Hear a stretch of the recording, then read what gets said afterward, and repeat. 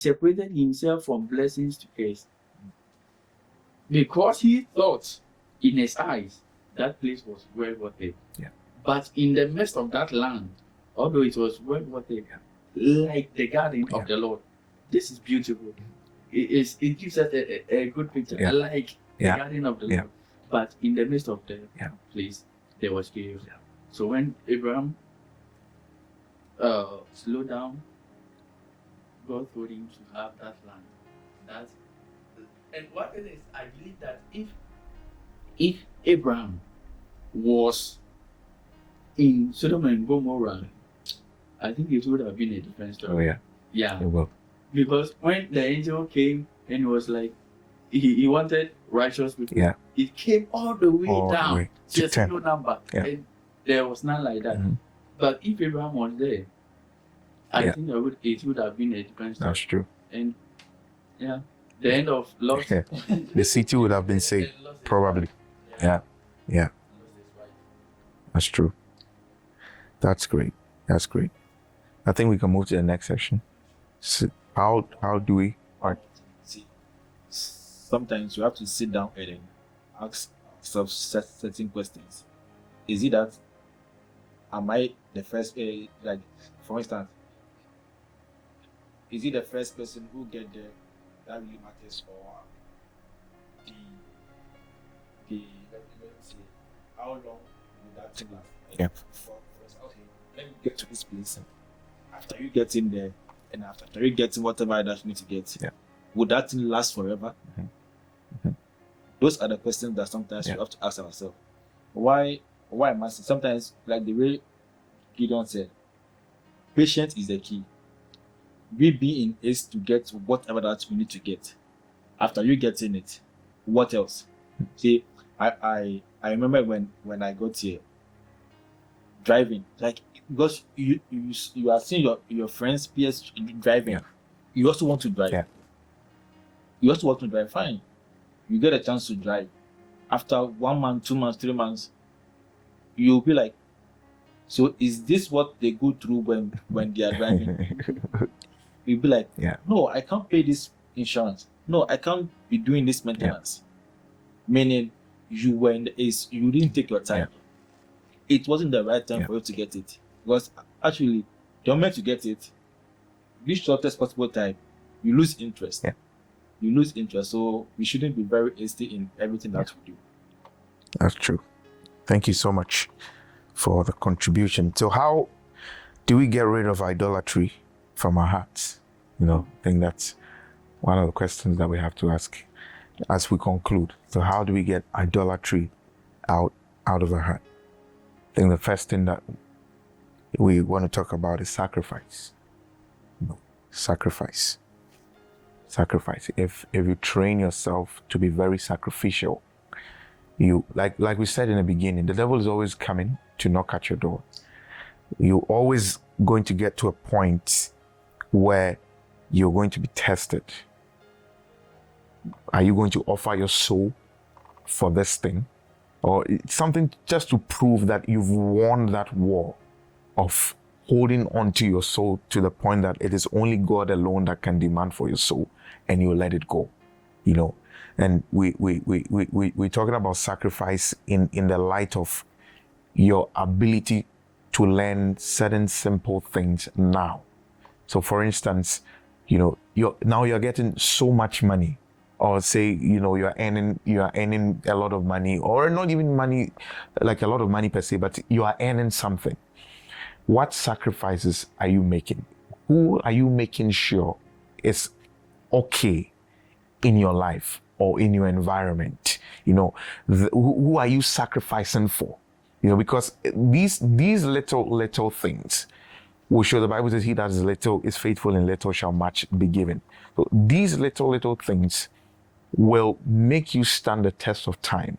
When that huge money comes in and the devil comes standing at your door and say, you know what, like that rich guy who had so much money, and at the end of the day, because he didn't have any purpose for his money, there was nobody around him that he could help, or there was no one around him that he was sustaining. He said he's going to break down all his barn and rebuild it again And God said, "You are a foolish man. I'm going to take your life from you today."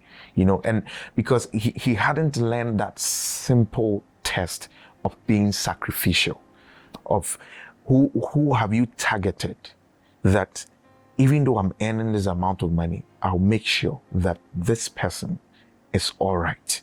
Or this brother of mine, this sister of mine, this mother of mine, this father of mine is doing well. Then you are training yourself to be able to handle huge money. Now you see the purpose and the value of money. That when the million comes, you know what projects to embark on, where to put your money in, so that you not be so overwhelmed with the cash to the point that you don't really, because a lot of people enjoy seeing so much money in their bank account and they are so happy to see it, but it's like there's nothing purposeful to it. It's like they are just excited to see, oh, I have this amount of money in my bank account. But there's another group of people that, yes, they are getting that same amount of money, but their joy is made full when they are able to take a portion of it to help people. And not boast in what they have, but they boast in how much they are able to help other people with what they attain. And it saves you from that tragedy of selling your soul to the devil when he comes knocking at your door. He cannot use that means to get you anymore, because now you have control over money. You are not allowing money to tell you what to do with it. You are directing money to whichever place it has to be. Yeah. I have a slogan with my friends that is kill the flesh. Yeah. Not killing the flesh. But what that really means is that you should kill every appetite. Yeah. Because it is the appetite that will like yield the flesh to do whatever that need to do. So it's like kill the appetite. Yeah. And killing the appetite is like you could see that there is some kind of thing that has been an idol in your heart. Yeah. Like the way Ezekiel said, idol in your heart. Food, money, work, anything at all that is standing in between you and God. That can easily let you like sell your soul. So one thing that you have to do is that one. That is why fasting comes in. Yeah. Fasting plays a major role. Fasting doesn't necessarily mean that you separating yourself. I say like kind of serious. No, if you take it serious, that is when you might fall. Yeah. But the moment you take it really serious, you will see that you are doing it by your own effort. That is why grace is there. So just you can choose like fasting. Okay, fine. I have identified this problem. I've seen this is my problem. Just laying it to God. Say, cast your burden onto Him. Yeah. So you are just going to God, that God, fasting to kill that appetite in you. Mm-hmm. Because if you don't kill that appetite in you, there's no way that you can overcome such thing in your heart, or those things that will lead you to sell your soul to the devil or anything at all. Yeah. And we protecting our souls or doing things to help us to keep our souls. I want us to read something from Proverbs chapter 4, verse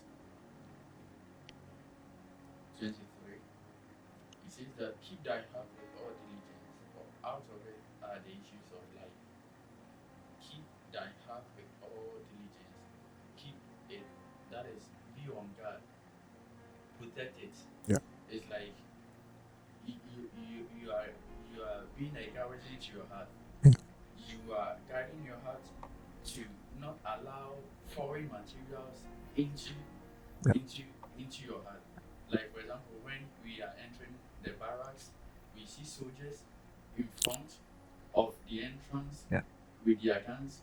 What are they trying to do? They are trying to protect a threat from coming into that barracks.